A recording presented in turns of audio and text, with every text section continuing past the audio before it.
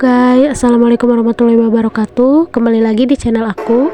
Untuk kalian yang baru bergabung, jangan lupa klik tombol subscribe ya guys.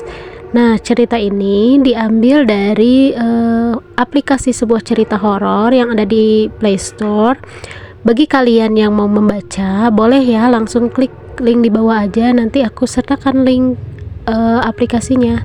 Selamat menonton. Awal cerita ini dimulai saat salah satu tetanggaku meninggal dunia. Awalnya aku tidak mau menyebut namanya, sebut saja ya dia dengan Pak Budi.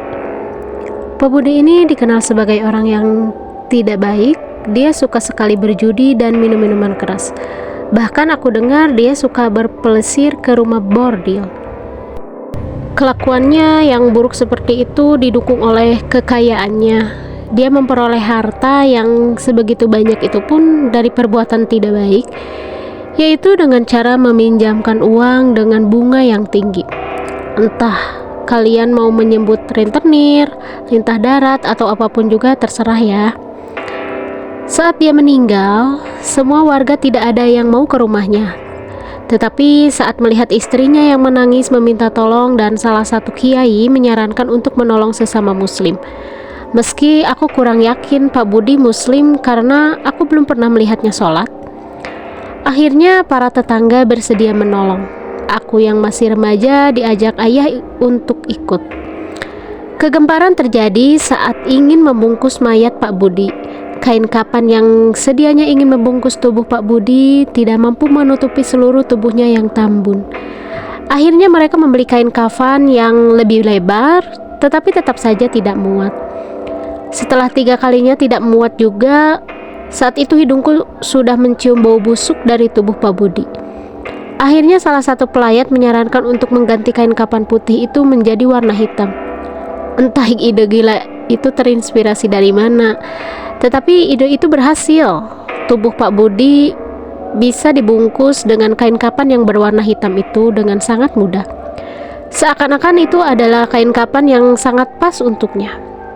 Saat semua pelayat sibuk dengan keranda yang belum datang, apalagi saat itu hujan deras, aku mulai berdiri di depan tubuh Pak Budi yang terbujur kaku di atas dipan.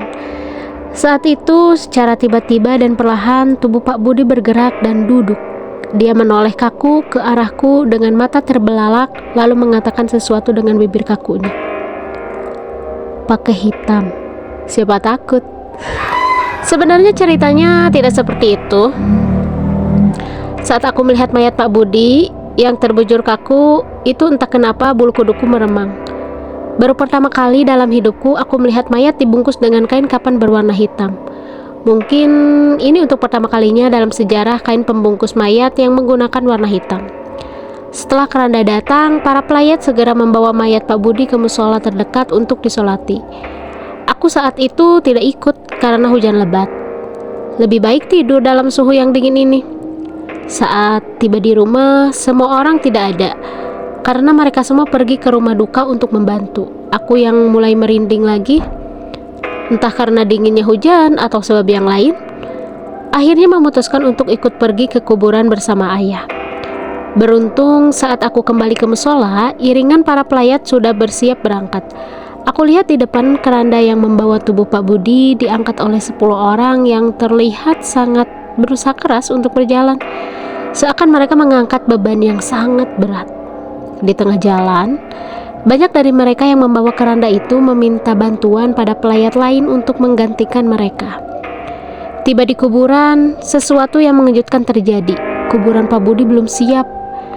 Menurut para penggali kuburan yang berjumlah 5 orang itu, mereka sulit menggali karena tekstur tanah yang keras meskipun saat itu turun hujan. 6 cangkul sudah jadi korban dan 3 lokasi berbeda sudah digali, namun hanya bisa menggali dengan kedalaman setengah meter saja. Akhirnya kiai yang memimpin rombongan meminta semua untuk berdoa sebentar. Setelah itu menyuruh untuk menggali lagi. Tidak lama kemudian satu lubang kuburan telah siap, meski tidak terlalu dalam, namun cukuplah untuk mengubur mayat. Masalah lain timbul saat tidak ada seorang pun yang mau masuk ke dalam liang kubur untuk menangkap mayat Pak Budi. Dan hujan yang turun sejak tadi mulai menderas, beserta suara petir yang semakin keras. Akhirnya mereka berencana untuk memasukkannya dengan tali. Tetapi sebelum hal itu terlaksana, mayat Pak Budi yang saat itu berada di pinggir lubang kuburan tiba-tiba masuk sendiri akibat gempa bumi yang hanya berlangsung sesaat. Bunyi yang keras menyusul sesaat mayat Pak Budi jatuh.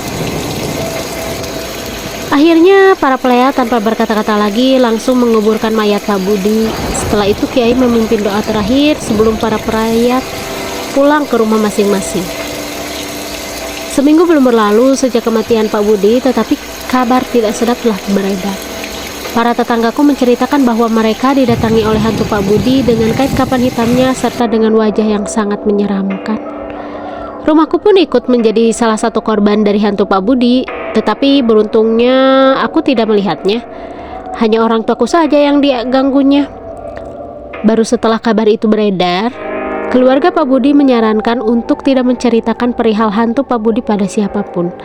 Akhirnya hantu Pak Budi tidak pernah muncul lagi. Sebulan kemudian, aku pergi keluar kota untuk mengunjungi temanku. Aku bercerita padanya perihal Pak Budi. Alasanku menceritakannya pada temanku saat itu karena sudah sebulan hantu Pak Budi tidak muncul dan ini di luar kota. Apalagi temanku tidak kenal dengan Pak Budi, tetapi aku salah. Setelah aku pulang, sehari kemudian temanku menelponku. Katanya dia didatangi hantu yang ciri-cirinya sama persis seperti yang aku gambarkan dalam cerita dia sampai ngompol di celana.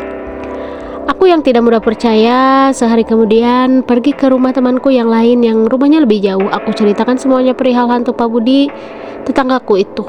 Dan setelahnya aku pulang. Esoknya temanku itu menelpon dan menceritakan hal yang sama seperti yang dialami temanku yang pertama. Aku yang mulai setengah percaya langsung menguji lagi ke teman perempuanku yang tinggal di luar negeri. Aku menceritakan lewat email. Setelah 4 hari tidak mendapatkan jawaban ataupun kabar, aku lega karena aku berpikir kedua temanku yang menelponku itu hanya bermimpi horor karena ceritaku. Tetapi saat hari kelima, sebuah email datang dari teman perempuanku itu. Dalam emailnya dia menceritakan bahwa dirinya didatangi oleh hantu berkain kafan hitam berwajah menyeramkan. Menurutnya itu adalah hantu yang menyeramkan yang pernah dia lihat. Dan jika kalian sudah mendengarkan cerita ini, tolong jangan katakan bahwa aku menceritakannya atau aku yang menulisnya ya. Karena aku juga takut bertemu dengan hantu berkain kafan itu. Dan jika malam kalian didatangi hantu Pak Budi, sampaikan saja salamku untuknya. Bye.